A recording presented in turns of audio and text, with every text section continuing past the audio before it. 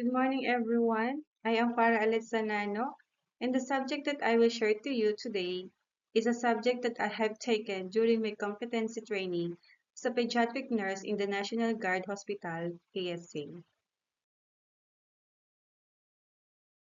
The objective of this course is to empower its participants to better understand, support, and collaborate with individuals with autism spectrum disorder. At the end of this course, the participants will be able to define autism spectrum disorder or ASD, describe the behaviors of children with ASD in different stages of their development, identify the signs and symptoms of children with ASD, examine the causes and risk factors of ASD, recognize the complication and problems associated with ASD, explain the diagnosis of autism spectrum disorder, identify various treatment and intervention for autism spectrum disorder, and last but not the least, recommend coping and support mechanisms to parents of children with ASD. In this course, I will explain to you what is autism spectrum disorder, how it is manifested, and the context surrounding ASD. I will also talk about the various signs and symptoms of ASD, its causes and risk factors, the complications, and problems associated with ASD. We will also touch on the common diagnostic criteria for ASD and the treatments, coping, and support mechanism for children with ASD. Autism spectrum disorder is a complex developmental condition involving persistent challenges with social communication, restricted interest, and repetitive behavior. People with ASD may behave, communicate, interact, and learn in ways that are different from most other people. There is often nothing about how they look that sets them apart from other people. Some children show ASD symptoms within the first 12 months of life. In others, symptoms may not show up until 24 months of age or later. They may gain new skills and meet developmental milestone until around 18 to 24 months of age, and then stop or lose the skills they once had.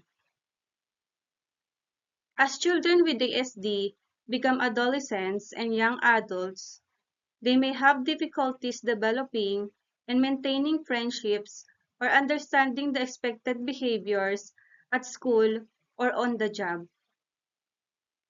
Conditions such as anxiety, depression, or attention deficit hyperactivity disorder occur more often in people with ASD than in people without.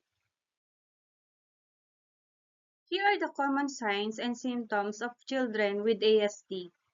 Social communication and interaction skills can be challenging for children with ASD. Example of social communication and social interaction characteristic related to ASD can include avoid or does not keep eye contact, does not respond to name, does not show facial expression such as happy, sad, angry, surprised, does not notice other children and join them at play. Children with ASD have behaviors or interests that can seem unusual.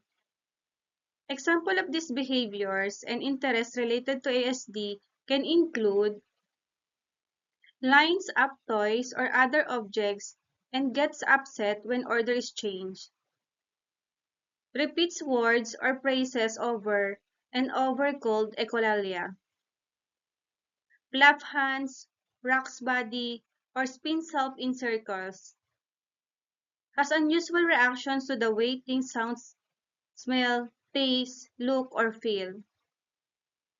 Most children with ASD have other related characteristics. These might include delayed language skills, delayed cognitive and or learning skills, hyperactive, impulsive, and or inattentive behavior, epilepsy or seizure disorder, unusual mood or emotional reaction, anxiety, stress, or excessive worry, lack of fear, or more fear than expected. It is important to note that children with ASD may not have all or any of the behavior listed as examples here. What causes autism? There's no clear-cut cause of ASD. Research supports genetic and environmental factors as some causes of autism. Scientists believe there could be many different causes of ASD that act together to change the ways people develop. They still have a lot to learn about the causes and how they impact people with ASD. For some children, autism spectrum disorder can be associated with a genetic disorder such as Rett syndrome or Fragile X syndrome. Some genetic mutations seem to be inherited, while others occur spontaneously. Researchers are currently exploring whether factors such as viral infections, medications, or complications during pregnancy or air pollutants play a role in triggering autism spectrum disorder. There is no link between vaccines and autism spectrum disorder. Avoiding childhood vaccinations can place your child and others in danger of catching and spreading serious diseases, including whooping cough, pertussis, measles, or mumps. What are the risk factors of ASD? One is your child's sex. Boys are about 4 times more likely to develop autism spectrum disorder than girls are. Second is family history. Families who have one child with autism spectrum disorder have increased risk of having another child with the disorder. Third are other disorders. Children with certain medical conditions, such as Fragile X syndrome, tuberous sclerosis, and Rett syndrome increases the risk of having ASD. Fourth, extremely preterm babies. Babies born before 26 weeks of gestation may have greater risk of autism spectrum disorder. Last but not the least, parents' ages.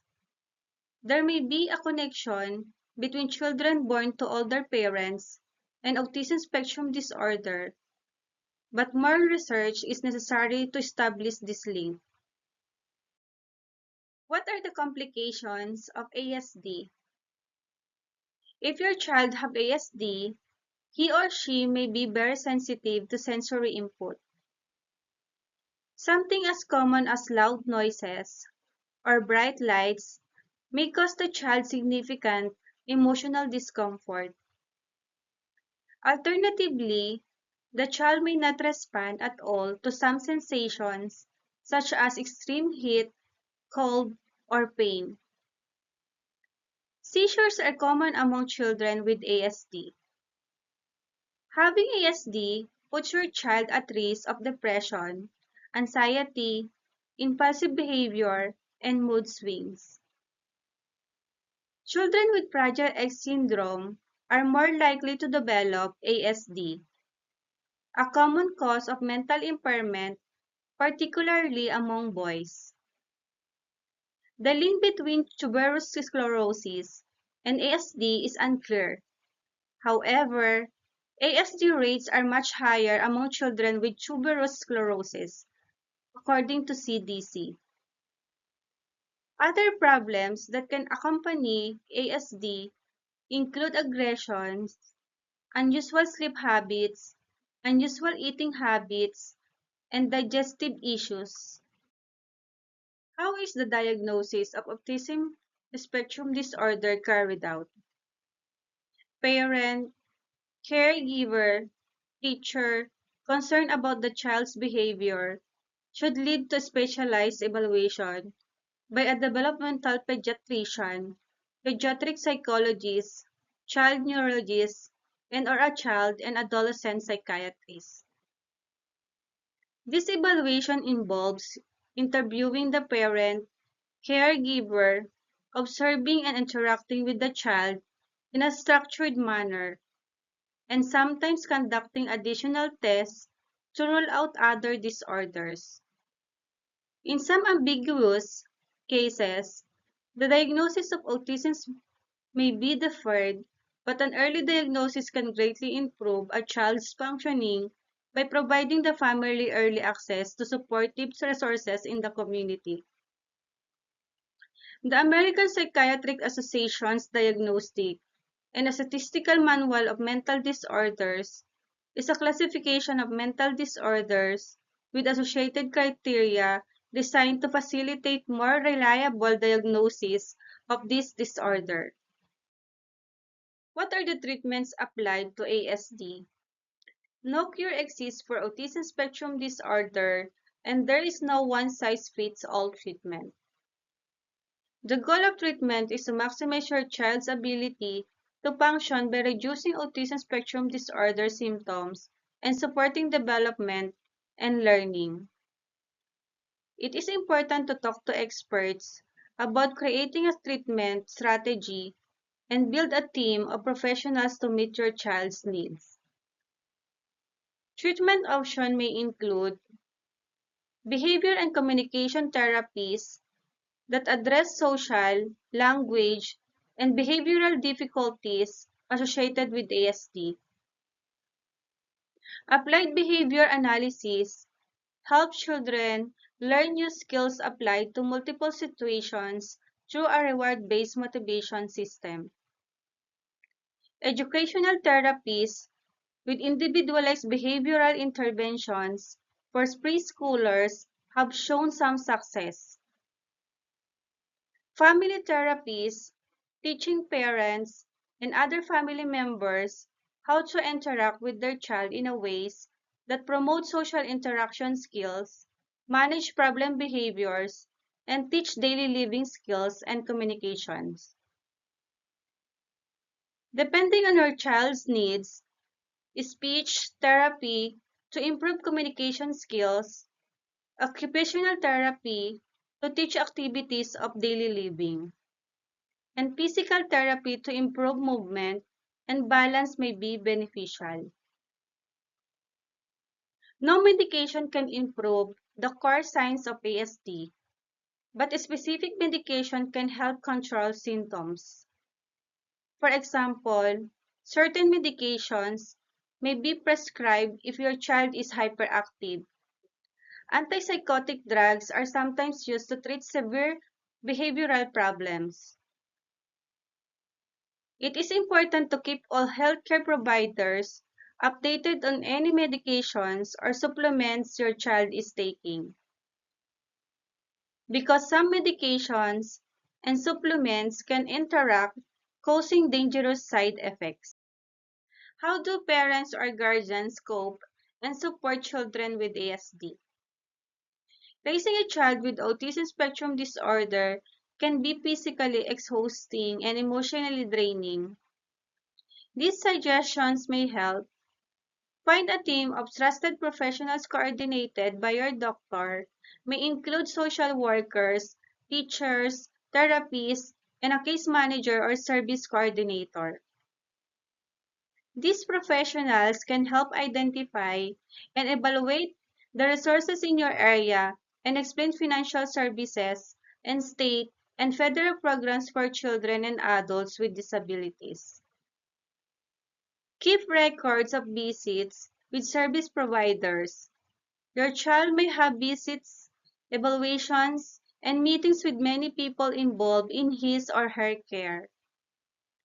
Keep an organized file of these meetings and report to help you decide about treatment options and monitor progress. Learn about the disorder. There are many myths and misconceptions about autism spectrum disorder. Learning the truth can help you better understand your child and his or her attempts to communicate. Take time for yourself and other family members. Caring for a child with autism spectrum disorder can put stress on your personal relationships and your family. To avoid burnout, take time out to relax, exercise, or enjoy your favorite activities. Seek out other families of children with autism spectrum disorder. Other families struggling with the challenges of autism spectrum disorder may have useful advice. Some communities have support groups for parents and siblings of children with the disorder. Ask your doctor about new technologies and therapies. Researchers continue to explore new approaches to help children with autism spectrum disorder. See the Centers for Disease Control and Prevention website on autism spectrum disorder for helpful materials and links to resources. That ends my presentation. Thank you for sparing your time.